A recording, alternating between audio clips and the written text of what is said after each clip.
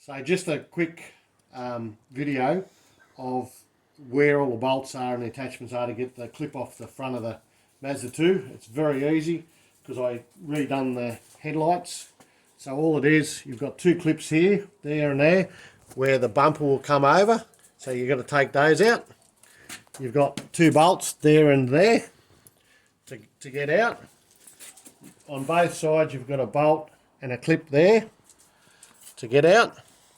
On the side, when you put your headlight back in, it slides back into there, and then your plug is on the back.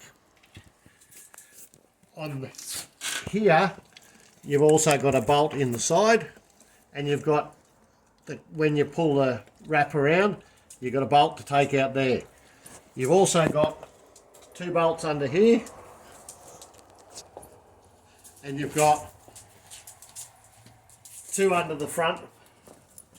Under here, there's two under there that it will clip on, and then the same on your other side. So that's all it is. Once you know, it takes you about 5 minutes to get it off.